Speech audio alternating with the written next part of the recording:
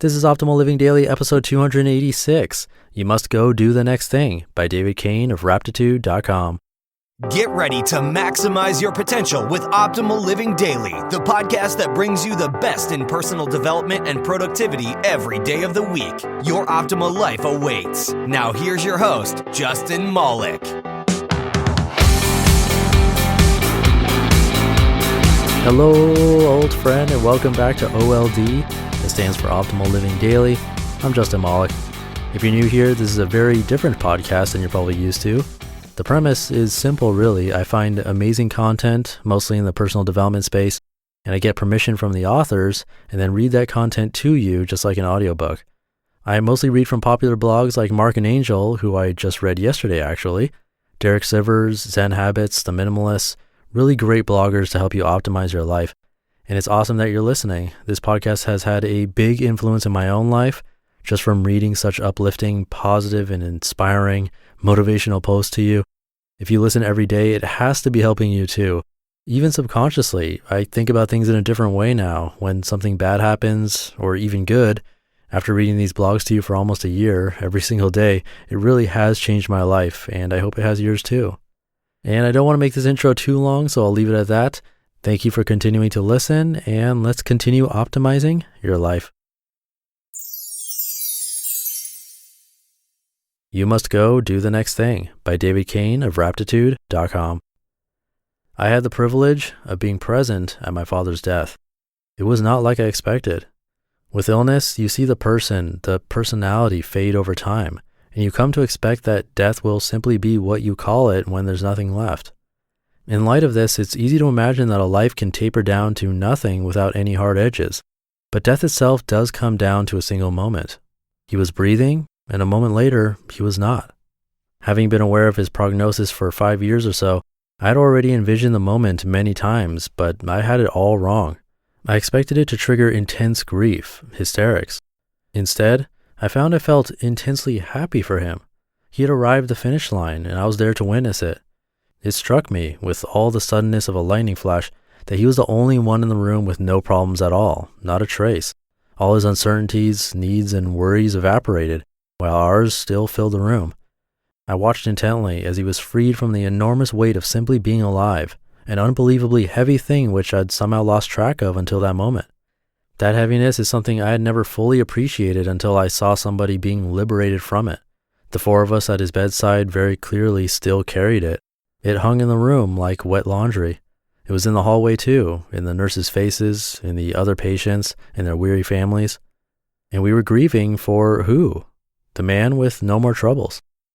I do forget it sometimes that life is a constant, forceful mixture of push and pull, a ceaseless assault of needs and hopes. As pervasive as it is, we appreciate the weight of this tumult about as often as a goldfish thinks about water. Life's current is heavy and unpredictable and bigger than us, and as long as we're alive, we are at its mercy. Altogether, I do think it's worthwhile to be in it, for most of us, most of the time. Not that we asked for it, but our fate is to dance with this immense force until it lets us go. So we better learn to dance. The insight that may very well mark the beginning of my venture into the study of quality of life came from the late author Richard Carlson. Remind yourself that when you die, your in-basket won't be empty. We often live life as if the point of it is to finally untangle the whole mess, to resolve all of our needs, to get to the bottom of all of our problems, to check off all of our to-do items, to relieve all stress, to balance it all out.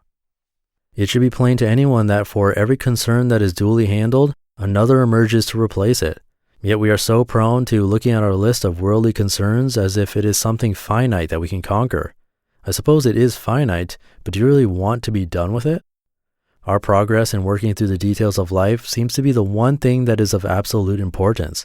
The parade of concerns gives us a degree of urgency that never really goes away until the parade stops. C'est la vie. Or is it?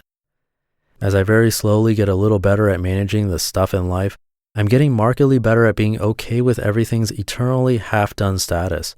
I'm getting better at coexisting peacefully with stuff that needs fixing, problems I don't know how to handle, opportunities I am mismanaging, and even my anxious moods.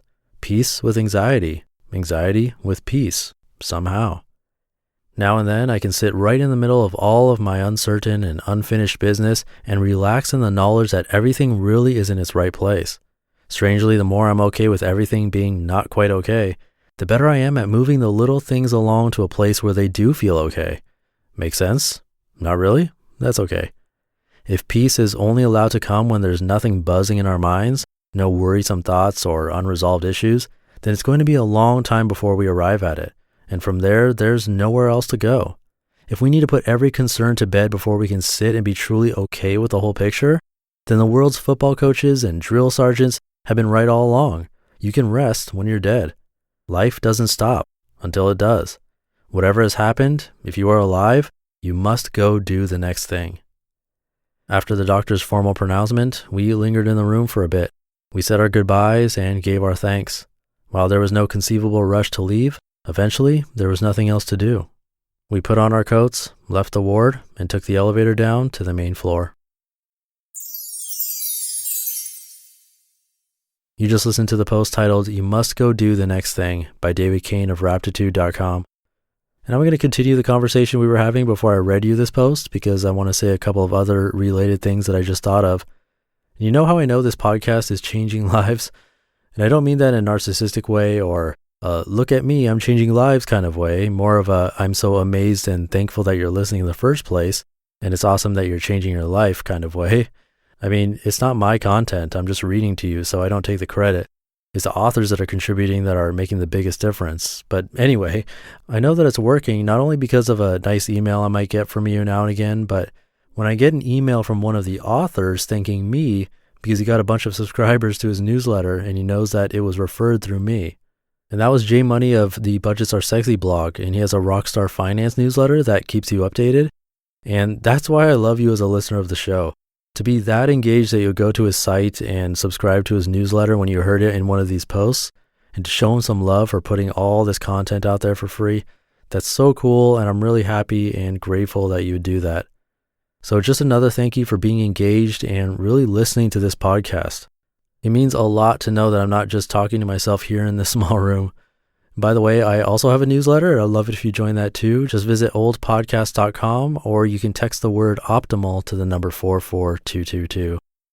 And there's a lot more I could say about this and thank you for, but I think this ending is getting a little long, so I'll end it there and save it for another time. Have a great rest of your day. Thank you again, and I'll see you tomorrow where your optimal life awaits. Hey, this is Dan from the Optimal Finance Daily podcast, which is a lot like this show, except more focused on personal finance.